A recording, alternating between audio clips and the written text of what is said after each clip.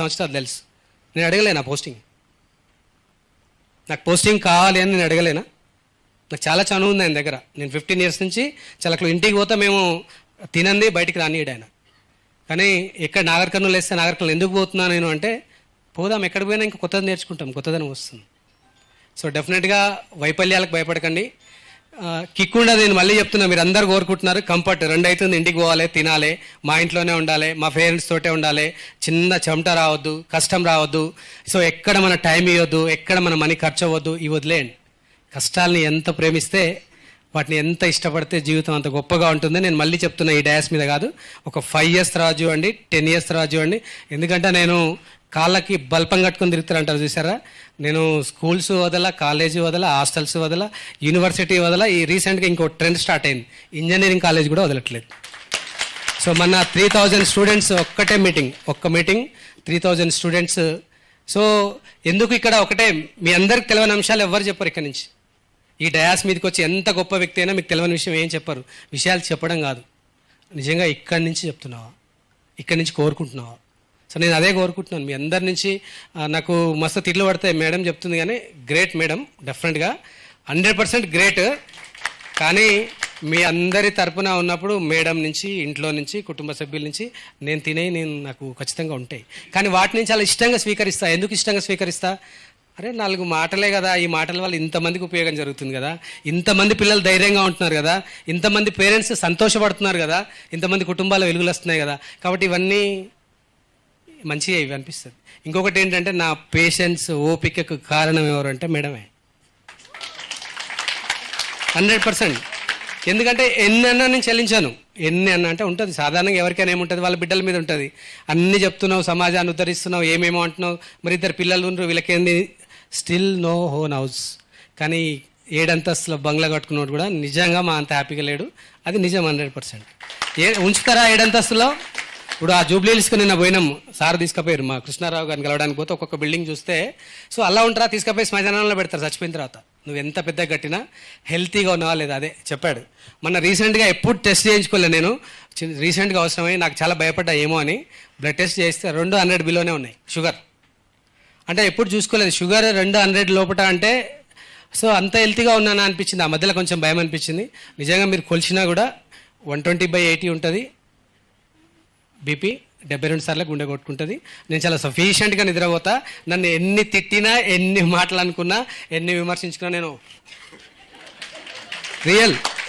నేను ఇంకా ఎక్కువ అంటే ఏమనుకుంటా తెలుసా, బంగ్లాదేశ్ వాళ్ళు అనుకుంటా, ఇంకా ఎక్కువ అనుకుంటా పాకిస్తాన్ వాళ్ళు అనుకుంటా. వాళ్ళు నాకు తెలుసా, నువ్వు నన్ను ఎక్కువ డిస్టర్బెన్స్ చేస్తున్న పర్సన్ అంటే ఈ పర్సన్ నాకు తెలియదు అనుకుంటా నేను.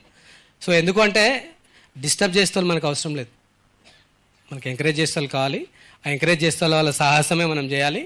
అది డెఫినెట్గా మంచి. Last final 1 word, every individual is unique. మీలో అనంతమైన శక్తి ఉంది.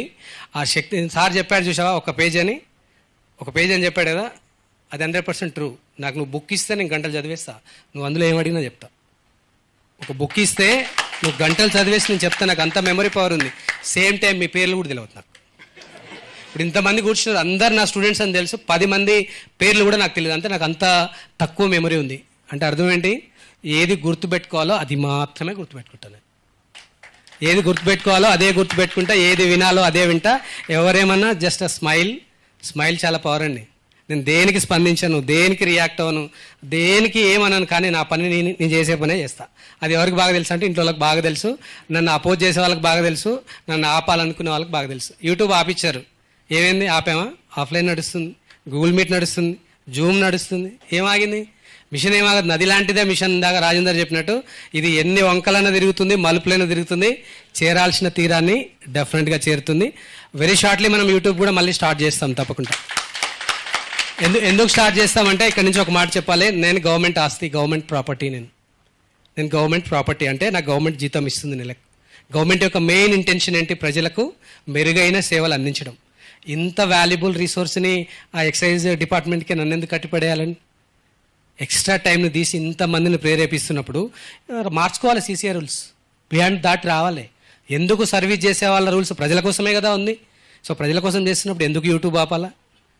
ఎందుకు యూట్యూబ్ ఆపాలా, ఎందుకు గూగుల్ మీట్ ఆపాలా, ఎందుకు ఆఫ్లైన్ క్లాసెస్ ఆపాలా? ప్రజల్ని మోటివేట్ చేయడం, వాళ్ళ కష్టాలను వినడం, వాళ్ళ పేద కుటుంబాలకు చెందినటువంటి పిల్లల్ని ఒక మంచి దారిలో తీసుకుపోవడం దేనికి ఆపాలా? ఉద్యోగికి రిస్ట్రిక్షన్ ఉండాలి. ఎందుకు ఉండాలి?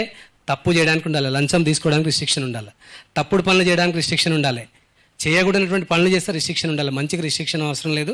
సో అట్లాంటివి ఉన్నా కూడా నేను చెప్తున్నాను కదా, నేను రియాక్ట్ అవ్వను. కానీ 100% నేను దేనికి భయపడిన, ఎందుకంటే నేను గరుడ పురాణం చదివాను.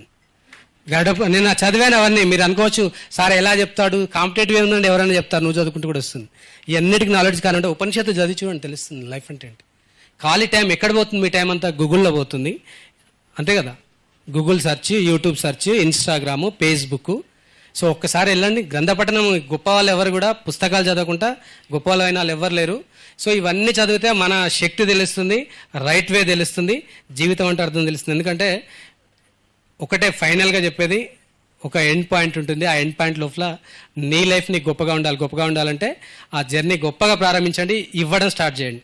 తీసుకోవడానికి ఇవ్వబడద్దు, ఎక్కడ కూడా మనం అసలు తీసుకోవద్దు. రెండోది గర్వాన్ని దరిచేరనీయకండి. గర్వం అవసరం లేదు. ఎందుకంటే రీసోర్సెస్, ఏ మనిషికి అవకాశాలు దొరుకుతాయో ఆ మనిషి చాలా గొప్ప స్థాయికి పోతాడు. రీసోర్సెస్ తక్కువ ఉన్న వాళ్ళు ఆగిపోతారు. అంతే. నీకు గొప్పతనం వచ్చిందంటే నీ పేరెంట్స్ కల్పించింది. ఇందాక అమ్మాయి చెప్పింది, ఎవరు గ్రూప్ 1 ఆఫీసర్ అంటే స్టూడెంట్ కాబట్టి అమ్మాయి అని వచ్చింది. వాళ్ళ పేరెంట్స్ కల్పించినటువంటి ఆ ప్రివిలేజెస్ ఏవైతున్నాయో వాటితోటి ఈజీ యాక్సెస్ అయింది.